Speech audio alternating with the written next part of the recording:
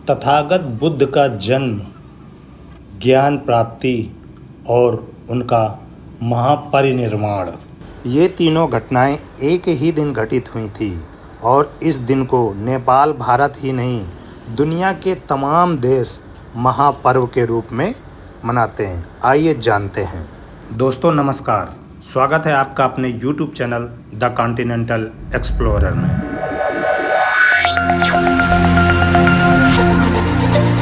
Buddhism या बौद्ध धर्म का सबसे प्रमुख पर्व बुद्ध पूर्णिमा या बौद्ध ग्रंथों के अनुसार इसे त्रिपावनी पूर्णिमा कहते हैं। यह पर्व वैशाख माह की पूर्णिमा को होता है, क्योंकि इसी दिन गौतम बुद्ध का जन्म हुआ था और इसी दिन उन्हें ज्ञान की प्राप्ति हुई थी और इसके साथ साथ उनका महापरिनिर्वाण भी इसी दिन हुआ था। ये तीनों घटनाएं एक ही दिन हुई, इसलिए इसे त्रिपावनी भी कहते हैं। हाल ही में अभी 23 मई को भारत, नेपाल के साथ साथ विश्व के तमाम वो देश जो बुद्ध को अपना आराध्य मानते हैं, जो बुद्धिज़्म को मानते हैं, उन्होंने बड़ी धूमधाम से इस पर्व को मनाया है। दोस्तों, 6ठी शताब्दी के नास्तिक संप्रदाय के आचार्यों में तथागत गौतम बुद्ध का नाम सर्वप्रमुख आता है।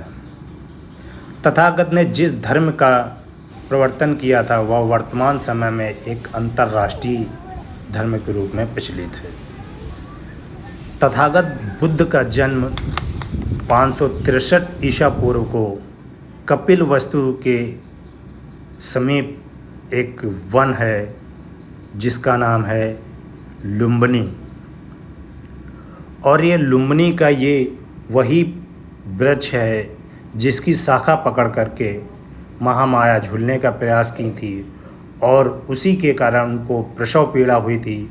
और इसी वट वृक्ष के नीचे एक बच्चे का जन्म हुआ था जिसके बचपन का नाम था सिद्धार्थ, और उनके पिता का नाम था शुद्धोधन, जो कि कपिलवस्तु में शाक्य गणराज्य के मुखिया थे, और इनकी माता जिनका नाम था माया देवी, जो कि कोली गणराज्य की राजकुमारी थी, और गर्भावस्था के दौरान वो अपने पिता के घर जा रही थी।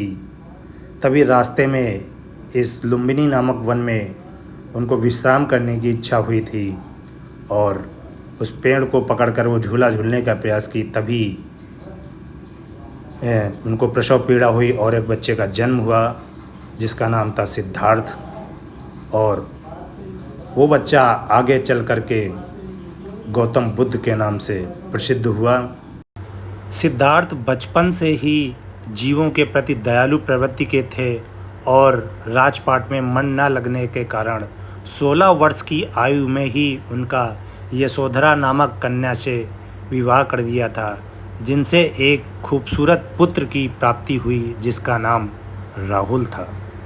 गौतम बुद्ध को ज्ञान प्राप्ति के पश्चात जब उनको ज्ञान प्राप्ति हुई थी, वो दिन भी वैशाख माह की पूर्णिमा थी, और उसके पश्चात जब गौतम बुद्ध अपने शिष्यों के साथ इधर उधर उपदेश दिया करते थे, तभी किसी एक व्यक्ति के यहाँ भोजन करने से वो कुछ अस्वस्थ हो गए थे, और उसी अस्वस्थ अवस्था में ही वो कुशीनगर तक गए थे, जहाँ पर भी उनका स्वास्थ्य सही नहीं हो सका और उन्होंने अपने शरीर को त्याग दिया, जिसे बौद्ध धर्म में महापरिनिर्वाण के नाम से जाना जाता है।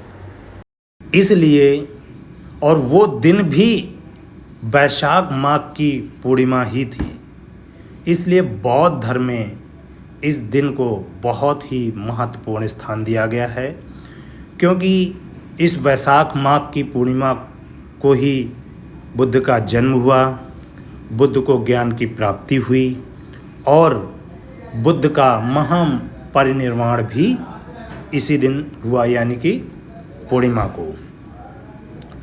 तो इसलिए है ये खास पूर्णिमा, इसीलिए सभी इसे